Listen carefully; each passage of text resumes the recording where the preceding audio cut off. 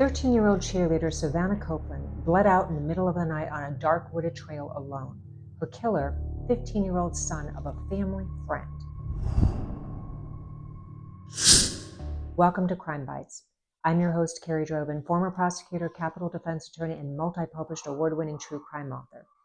Let's dive into yet another deeply disturbing case of teen violence. It's a parent's worst nightmare, and if any of you watching have teenagers, take note.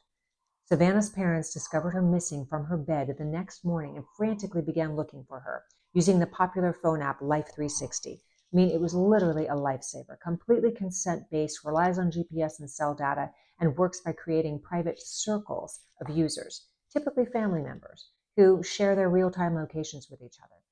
I mean, it's a way for families to stay connected and know where everyone is at all times, and its purpose is to enhance safety and awareness. So let me just segue for a minute about this app before I get into how Savannah's father finds her. I mean, the app has all of the features on it, including driving safety. I mean, parents who have teen drivers can get a literal readout of their teens' driving patterns, including speed tracking and braking and phone usage. I mean, texting while driving, accident reports. I mean, I wish I had this when my kids were teens, right? I mean, the app also keeps a record of location data, which can be reviewed to track past movements or confirm someone's whereabouts, right? Bingo. I mean, the value for law enforcement is incredible, right? Because it can reconstruct movements. It can provide a location history, timelines, identity suspects, corroborate alibis. I mean, this is like real-time tracking. So if a user is in immediate danger or being pursued, the app allows family members to provide police with up-to-the-minute data. And it also allows for, the data collaboration with consent, right? The information can be shared across multiple jurisdictions. So for example, in kidnapping cases, you have different law enforcement agencies that can literally share real-time movements. So, and here's just a quick aside, because there's been a lot of controversy about Apple's AirTags, particularly how they've been abused by stalkers. I mean, it is not a consent-based app. It lacks transparency. It's focused on item tracking. So it's not providing real-time updates unless it's in close range or, of the item, or it's connected to another Apple device. So that's the difference really between the AirTags and the Life360. So Savannah's parents used Life360 to trace Savannah's movements. They followed the timeline on that app and they discovered her on a nearby popular trail in their charming, safe neighborhood. And by the way, the digital footprint on Life360 is preserved even after the phone goes dead. So the parents go door to door initially in the neighborhood, asking if anyone has captured anything on their Ring camera or other surveillance video, and no one has. But according to Life360, they have narrowed down the timeline for when Savannah goes missing. It's midnight to 2:30 a.m., the so-called witching hour. I mean, nothing good happens after midnight, right?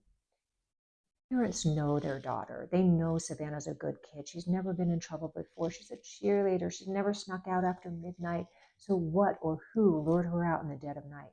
And what is going to be revealed in the text messages between these two, their Snapchats, their social media? I mean, this is eerily similar to the Nicole Lovell case, another young teen girl who's lured out of her home in the middle of the night by none other than another teenager, right? 17-year-old David Eisenbauer, a valedictorian and athletic scholar who stabbed her to death. I mean, what is going on with teen violence? What is this phenomenon?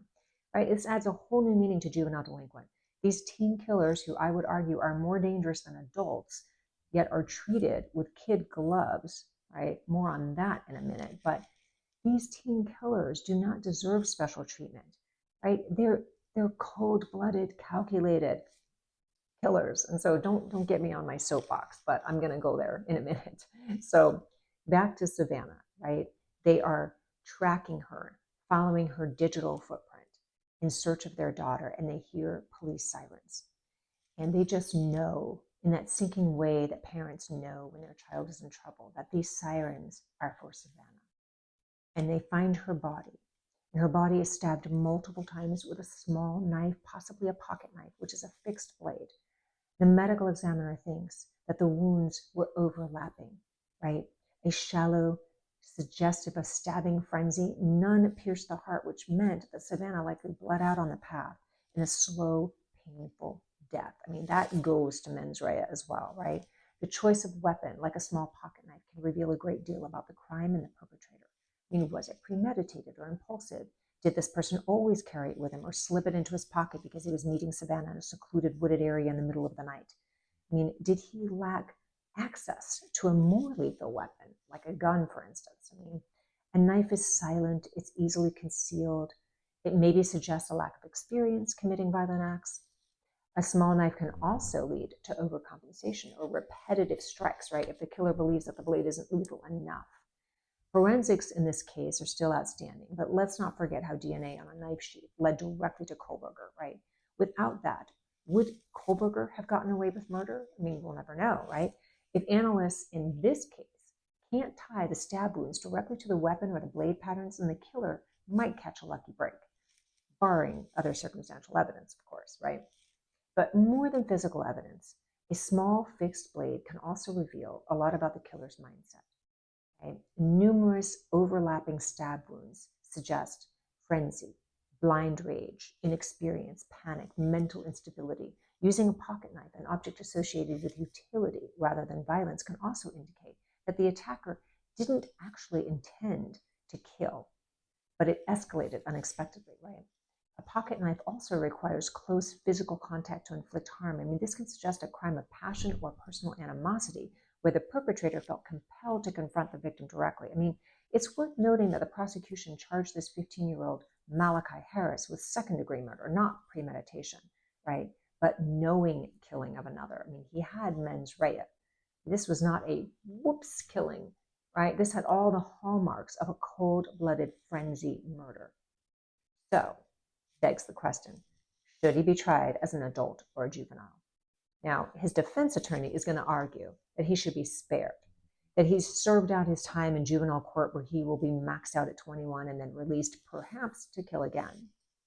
I mean, the most that he could serve in a juvenile facility would be 18 months with credit for time served.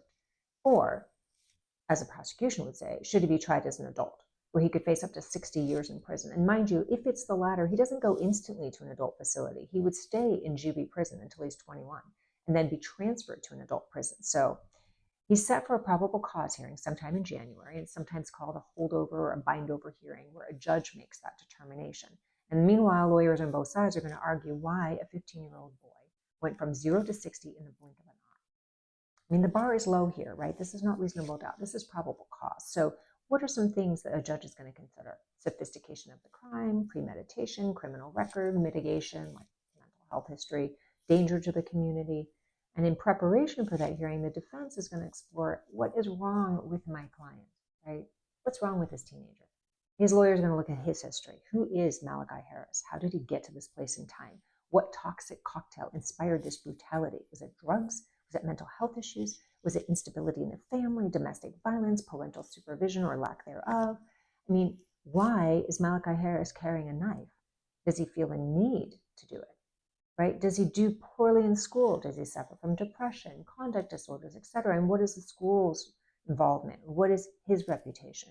Is he a bully? Is he socially awkward? I mean, what's the link to the victim? I mean, their families were friends. They socialized together. This is so far in his initial court appearance, Malachi Harris has shown no emotion, no remorse, a flat affect, appearing very much like, yes, a psychopath. Now, I would be gathering as many character reference letters as I could and corralling experts for insight. I mean, the obvious question I would ask if he were my client is, why did he lure Savannah out of her home in the middle of the night? Was it for sex? Did she rebuke him? Did he get angry? Did he ever get that angry before? I mean, it goes to premeditation, right? He has a knife on him. I mean, are we going to learn about text between them, social media? I mean, is he a member of the band where Savannah was a cheerleader? Did he watch her cheer? I mean, what is his connection to her? Or worse, are we going to learn that this was a thrill kill? I mean, the prosecution, meanwhile, is going to argue that the brutality of the attack, the frenzy, the number of stab wounds, the level of violence, it goes well beyond the kinds of behaviors that can actually be rehabilitated in the juvenile system, right? They're going to argue that premeditation, Harris lured Savannah out after midnight for one purpose and one purpose only, right? And that demonstrated planning and intent and the hallmarks of adult-level culpability. So you have the nature of the weapon, the victim impact, the community, Savannah's age, betrayal of trust are all aggravating factors. And Harris, according to the prosecution, poses a serious threat to public safety. I mean, is he mature enough to comprehend the nature and consequences of his actions? Absolutely, right? So that begs the question, the potential for rehabilitation is slim in a case like this, in actions like this. And I mean, it reflects his deeper propensity for violence, perhaps, right? And this is not an accident. I mean, what's the precedent? What are the perceived risks of recidivism? What's the public outrage? If you minimize Harris's actions, is that justice for Savannah or her family? Right? That's not deterrence. What kind of message does that send for crimes like this, that they're not going to, be treated harshly? I mean, the bottom line is this: the evidence is still being gathered about Harris that will impact the way this case moves forward. But for Savannah, it's pretty clear. Hers was a life cut short for inexplicable reasons. Her murder raises so many questions. I mean, like, we need to talk about Harris, right? And who knew what, when, and why, and why didn't anybody say anything? I mean, while we wait for evidence to trickle in, I'll leave you with some possible red flags that may yet be revealed, right? Behavioral issues, previous instances of violence at school. What is he writing about? I mean, look at the writings, right? Right? What are the home interactions with his peers or his neighbors, the bullying? Is he withdrawn, awkward, quiet, a loner? I mean, we've seen this so many times and nobody says anything. Did he have a troubling online presence?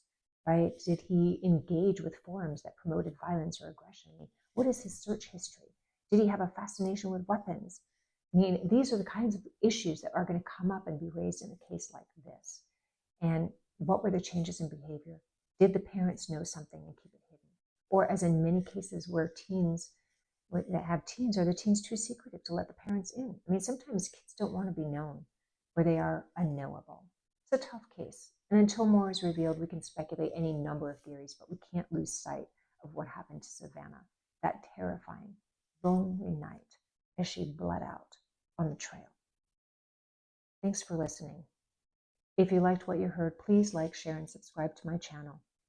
And meanwhile, stay informed, stay vigilant, and above all, stay safe.